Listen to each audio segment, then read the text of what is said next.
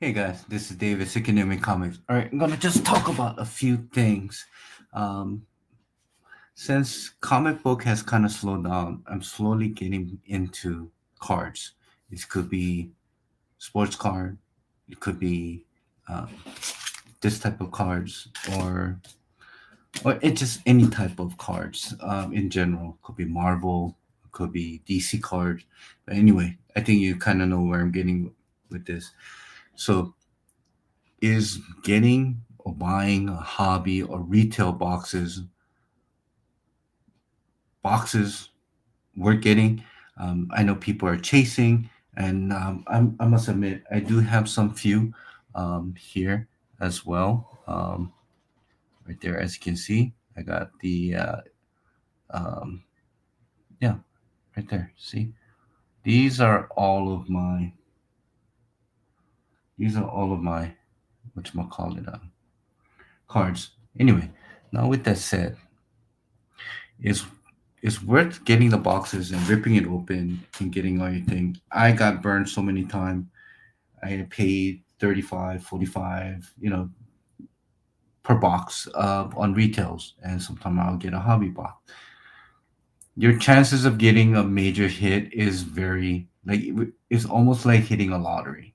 So if you want to gamble, if you want to chase, if you want to hunt, if you want to have the that fun of a chase, yeah, why not? But if you're planning to kind of your budget it, I wouldn't recommend it. I truly don't. Um, this one here, I bought. I'm not gonna open it. Why? I opened like three or four of them. I got nothing, and it's like 20 something dollars per box. I mean, there's already 3, 4, 60, 80, $200.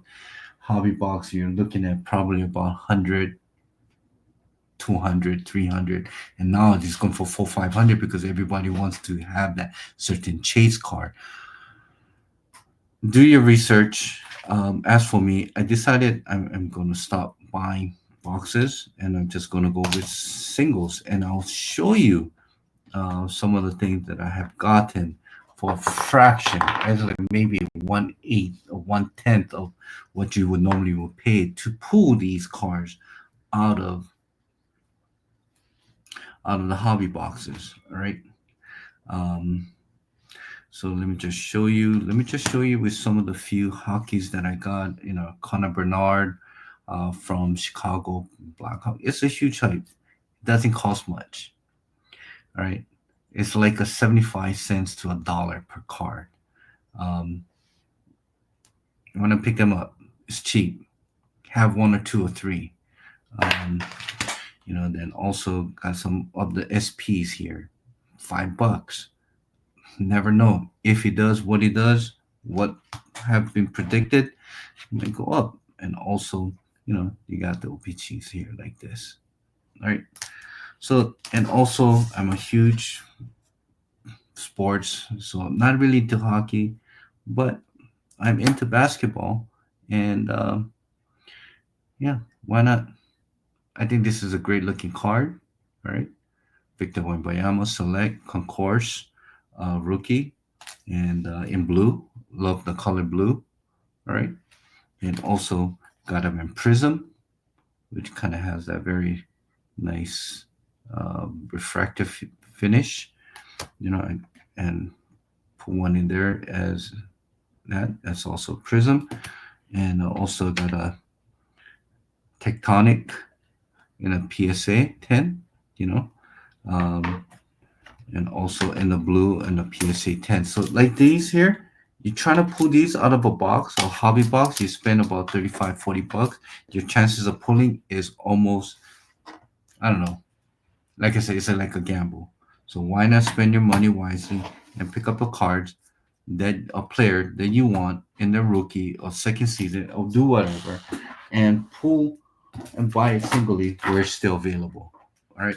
If you want to get the parallel, you want to spend $100, $200 on this parallel, well, it's fine. But what I'm saying is, instead of spending that kind of money on a card for you to chase and hoping that you pull that 101 or 1 out of 50 or 1 out of 5 autograph, whatever. It is a chase, and you end up losing 90% of the time, because if you don't pull that certain player that is chased, that everybody's chasing at that time when it was released, then you pretty much lose your money. I just wanted to say it because I come to another conclusion, like, it's for the sake of pulling. Maybe it's a content people wants to put out, but just overall, just get the cards in singles and the players, and if especially for baseball and hockey, do your research, find out who their top prospect is and what's in the lineup.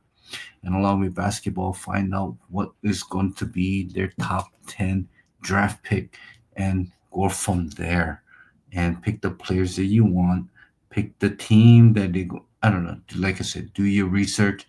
I think buy singles and a player that you want, and do not buy. Try not to buy on the day of those certain brand release, because the one that I just showed you and that select concourse, on the day of its release, those car was selling for about 50, $60, non-graded. Now after about a year, into a year or so, it kind of leveled down, and that was what I would recommend for all you car collectors, especially if you're into it very, very early or new. If you're watching this, do your research. Do not buy box. Do not try to open just for the sake of content or trying to chase.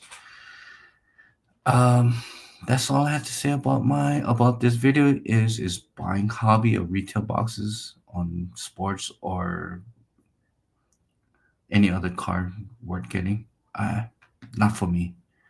And hope this video kind of helps you decide what you want to do when it comes to your card collecting. All right. Until next time, guys. Shoots.